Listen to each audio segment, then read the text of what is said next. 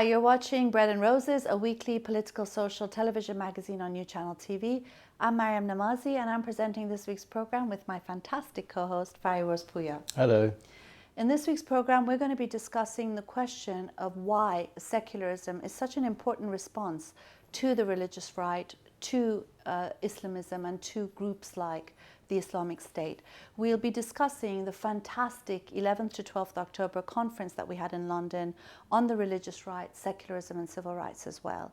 And as usual, we will have an insane fatwa of the week and insane news of the week as well. But before we go to our program, let's hear a little background clip on the issue. Stay with us. The global rise of the religious right, including but not limited to Islamic State or ISIS, and their efforts to gain political power and control the state apparatus and public institutions has meant that organized religion's role vis-à-vis the state, as well as secularism and the complete separation of religion from the state, have become critical political and civil rights matters for our era. Well, you know, these are some of the issues that we discussed at the conference that we held on the 11th to 12th of October in London. And I think one of the things that the conference helped to show was just the depth and breadth of resistance against the religious right, against Islamism, but other forms of religious right as well, from the Hindu right in India to the Buddhist right in a place like Sri Lanka, and of course the Christian right as well as the Jewish right in a place like Israel. And I think in that sense, what became very clear is that this fight for secularism, you know, we're often told is a fight that's, you know, not relevant to a lot of the world. In fact, what a lot of speakers at the conference showed is that it's something that is deeply demanded and desired and fought for, you know, tooth and nail in many countries across the world, in many corners across the world. I agree. I think the conference put secularism on a map, and not only put secularism on a map, showed everybody else the huge secular movement.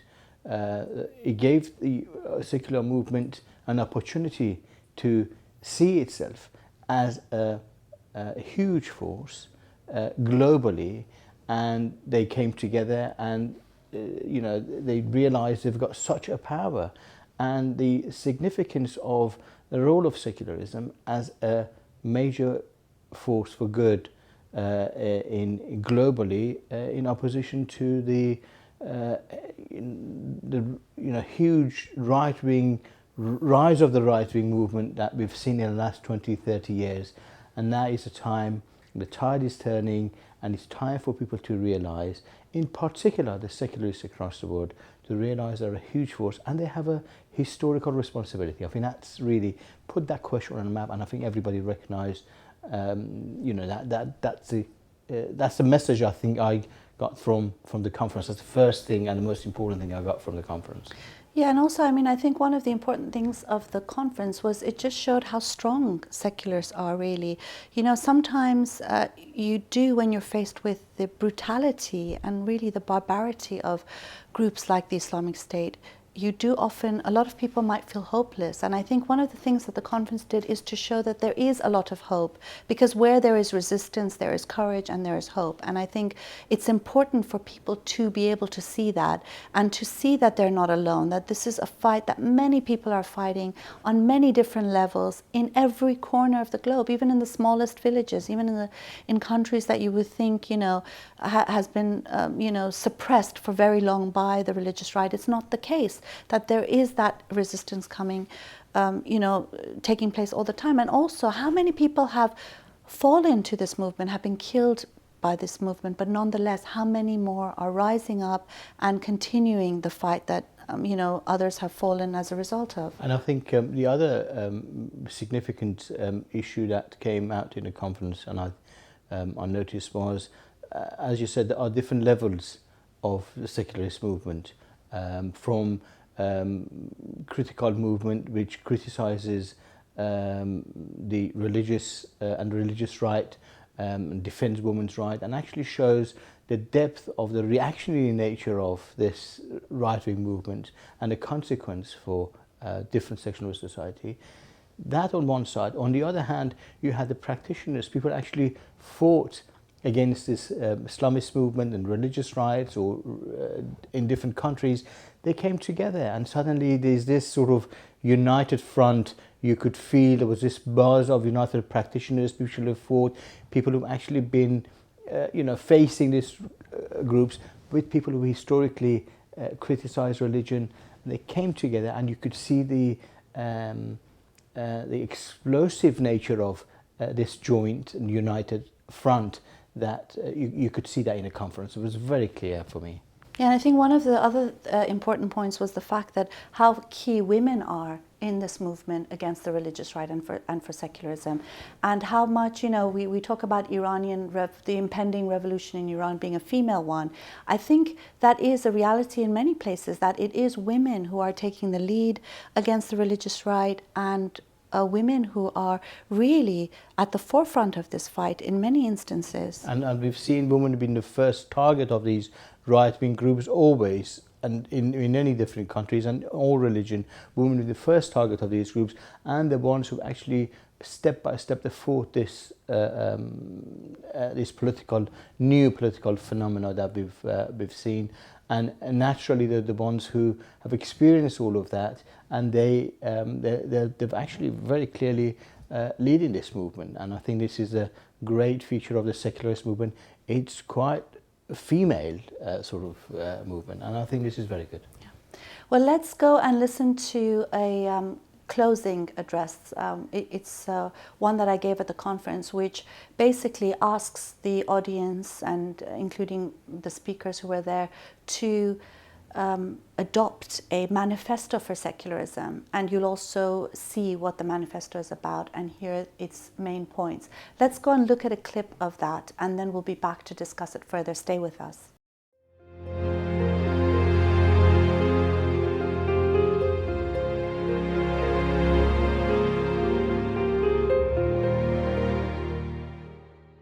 Next is Maryam Namazie, who read us the manifesto and ask people to vote. Welcome, Maryam.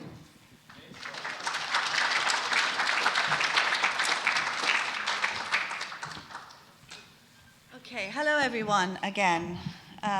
This time I'm not going to cry like a baby. Sorry. We wanted to publish a manifesto for secularism out of this conference as a way of showing people the way forward. You've all seen the manifesto. It's all in your guidebooks. I'm not sure if I need to read it. I just want to go over a couple of points that were raised. One is the fact that this is about fighting the religious right. It's not about fighting a religious revival, that these are far-right, fascistic political movements that we need to fight back.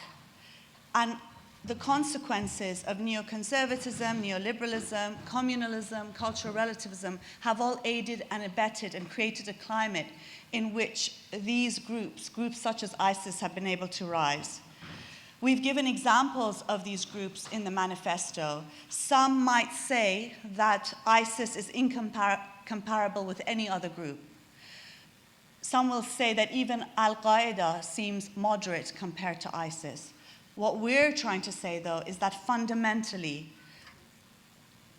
given the fact that there are differences in every phenomenon, differences in degree, that fundamentally all these groups belong to the extreme right, and we should recognize them as such.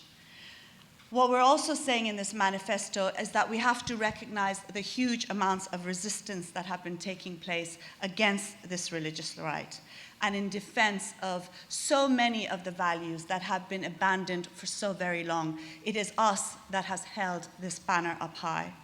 So what we're doing is we're calling on people everywhere, from this room to the world, to join us in an international front for secularism. As we mentioned earlier, the Islamists, the religious right, are an international movement, so are we. They are strong, we are stronger. So we have come up with 5 points. The first is not more important than the 5th. These are 5 points that we can all, as secularists, religious or not, anti-religion or not, agree on. and that is the complete separation of religion from the state, and with secularism as a fundamental right. We have groups like Human Rights Watch telling us that it is not internationally recognized right. We don't care. It is our demand and a right for all of us. We're saying that we want religion separated from public policy, from education, from healthcare, from scientific research, and these are just examples. We're saying that we want the abolition of religious laws in the family, civil, and criminal codes. That includes apostasy and blasphemy laws.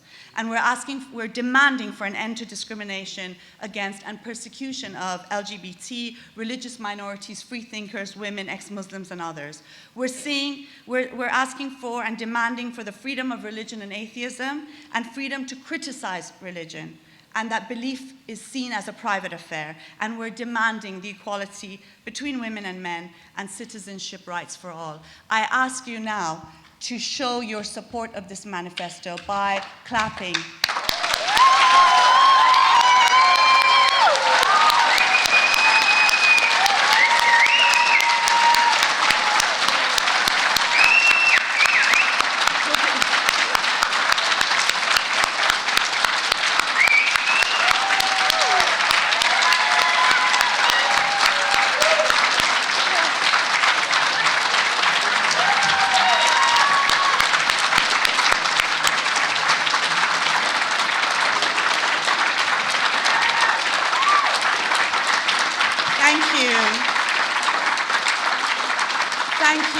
My lovely friends and comrades. Oh my God, I'm going to get emotional. This has been a very inspirational and a really proud moment in my life. And I think I can honestly say that this is a conference of heroes. And it's a conference of activists speaking about so many issues that are matters of life and death for so many people across the world. As we've all heard, the threats are very real. The threats are very real, and not just for people living in the Middle East or North Africa or South Asia, but also for many people living here in the West. The threats are real, but the resistance is real too. And oftentimes I think the threats are so real because the resistance is there. And our resistance is such a threat to the religious right that they have to use violence and murder and mayhem in order to impose their rule. I think what we've shown at this conference today is that despite the threats, we are strong and we are many. And that while we might have disagreements, which we discussed at the conference, we agree on some very fundamental things. And that is that for us, humanity has to be at the center. For us, citizenship is important, irrespective of people's beliefs. And for us, universalism means something. They're not Western values, they are values for all of us. And for us, secularism is important, the complete separation, not the wishy-washy British version of secularism. But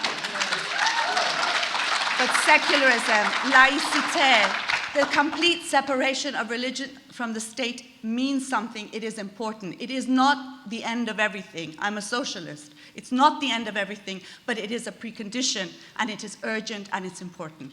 This banner might have been abandoned by many, but it has been fought for tooth and nail, day in and day out, over decades by many of you and many across the world. This is a fight that will continue. We will move onwards towards an international front. We are strong today. We will be stronger tomorrow.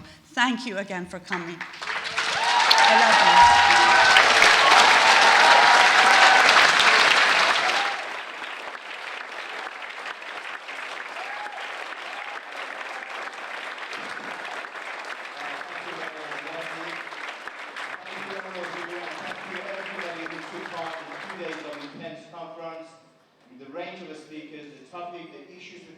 The experience has been amazing.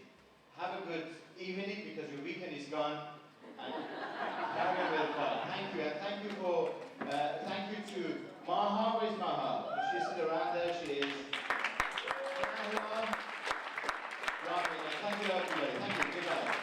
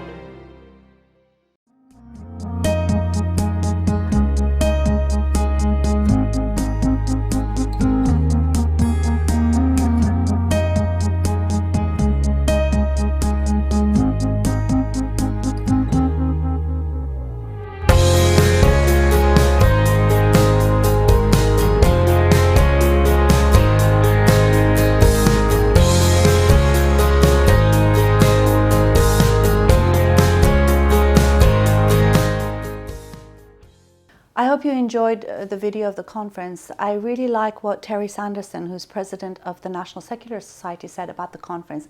I mean, he's he's heading a secular society, and he said that he's never been to a secular conference like this. And he said that there was this sense of imminent change and momentous change that was taking place at that conference, with women heading it. And I think that's so key about what this movement is really about, and what a lot of people haven't seen, and what this conference helped make people see. I think you're right. Terry Sanders captured that essence of the conference beautifully. I think that's very right. And you could see the buzz in the conference, and people who've gone back. You could see the feedback that we're receiving. It's very positive, and people are just asking us, when is the next year? And some people have talked about annual conferences, so I'm not sure about the ability us to be able to maintain this sort of annual conference. But momentum has been generated, and I think, as you mentioned, there is a requirement for international front. Secularists everywhere, they need to recognize they have a historical duty to face off the right-wing religious groups and movement. And as A.C. Grayling said, secularism is a human right, and people need to recognize, and that needs to be written on every, on a banner of every movement, in the same way that people ask for the right to apostasy, the right to criticizing religion, the right to the view to express the views and freedom of expression. Secularism needs to be written up as part and parcel of basic and fundamental human rights, and I think that's a great sort of issue that A.C. Grayling has raised, and I think the secularist movement needs to take notice. I mean, definitely. One of the things about the conference is that it's not an end to anything. It's actually the beginning of a much larger, much more militant international front for secularism, and it's basically, saying that this is who the religious right are facing, but we're going to be working. We're strong as it is, but we're going to be working together, and we'll be even stronger as a result. I agree, and I agree. You could see that this movement has a lot of force.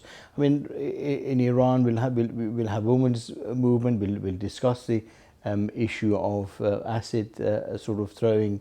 You could see that the females are leading this movement under our force of secularism, and we need to recognise that as a movement. We need to recognise, and politically that needs to be represented somehow, and that's important for the secularist movement to take note. It can't just be a passive observer of the political events everywhere.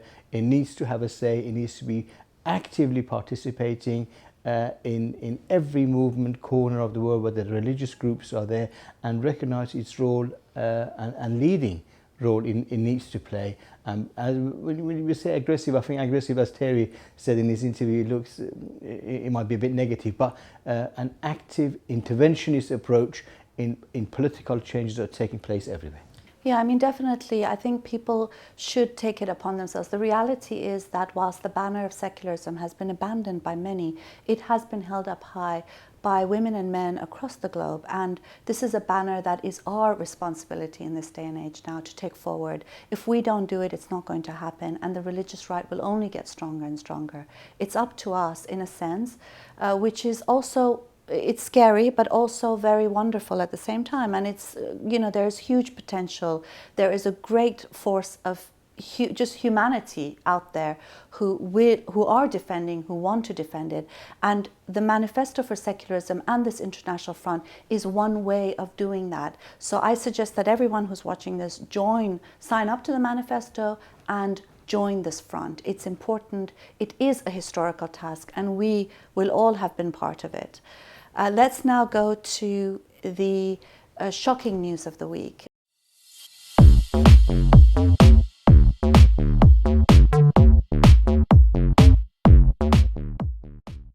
This week's shocking news is about a concerted effort by, the Islamic regime of Iran's thugs to throw acid in the faces of women in Isfahan.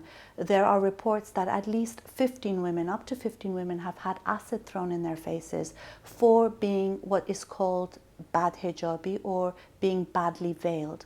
And, it's just it's so painful for, of course, the women who've been attacked. You know, they're driving in their car with their windows open, some of them, and they've had acid thrown in their faces.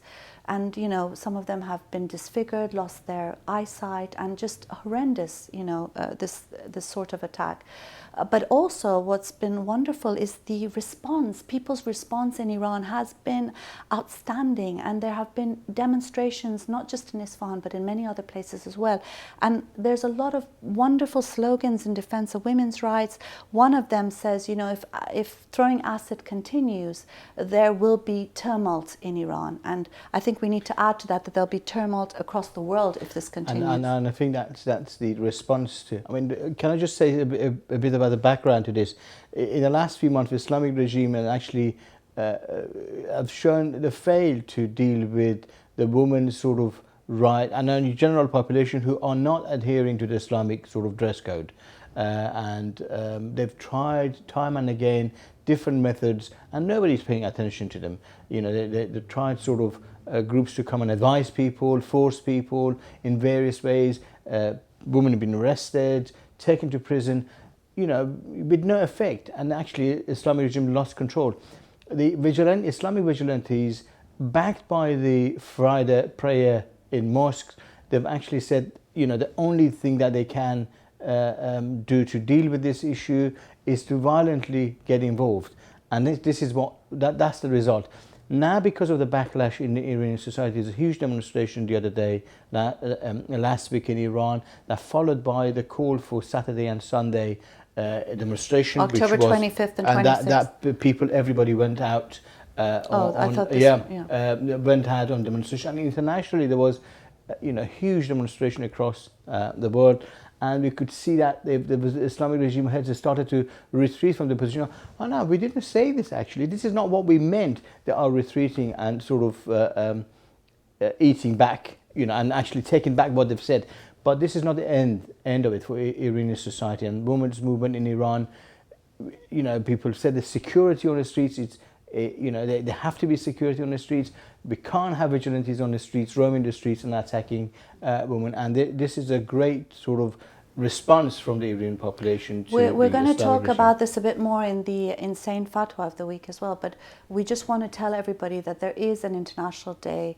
There was on the 25th of October. That won't be the last day in support of women in Iran and in opposition to throwing of acid in women's faces. So keep your eye out on actions that are taking place and do get involved in supporting women there against this brutality. Let's now go to the insane fatwa of the week, which is related to this issue. Stay with us.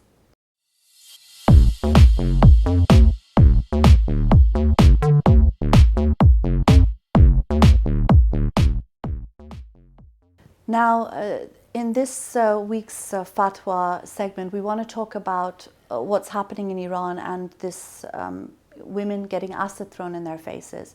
Now, the government has backtracked and is pretending that this is the act of individuals, but the reality is that they've had a huge role to play. They are directly responsible for what's happening. One, when you look at the sermons by Friday prayer leaders, one of them in Isfahan, where this crime is taking place, had said that the only way to deal with badly veiled women is to use a wet stick and to increase the forces of wrath and basically violence against women as a way of suppressing them. And in the government right now, in the Islamic Assembly, there is a bill that is being discussed which gives authority to people to be able to carry out, the government's role in stopping women who are badly veiled, supposedly, and penalizing them for it. And what it is, obviously, it's not normal citizens, but it's their own mercenaries. It's giving them, legalizing it.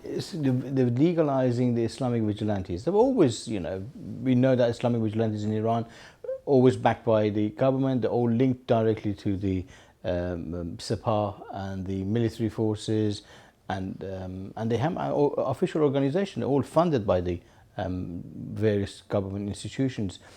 But now the bill in the parliament is trying to legitimize all of that, and they said that people have the right to go into and they're defining the private sphere as very, very limited. In your own bedroom, hallway in your house is not, in your car is not private spaces. These really, they've wiped out any private space and privacy that people have, and allows the new bill allows all the vigilantes to go on the streets and start actually do anything they want, including violence. And that's the issue, and this is the background. So the huge rise in the agitation and publicity by various government officials and various institutions in the Islamic regime that actually created this atmosphere, as you read from the Isfahan Friday prayer leader or imam, who's actually said, the only thing left to us is to use violence because they've lost control of and in a sense, women. this is how they imposed veiling on the women of Iran as well, through violence, through throwing acid in women's faces, to attacking them, to beating them. And they think again that they can do the same thing, but they are sadly mistaken. The protests in Iran have shown that there is no way that people in Iran will tolerate this sort of violence against women. And the slogans are so humane, so pro people's rights. It is unbelievable, really. When we talk about secularism being a right and a demand, you can see that clearly in all protests, including in this one. I hope you enjoyed this week's program. We've reached the end of our program. Until next week, we hope you have a wonderful week, and we'll see you then. Goodbye.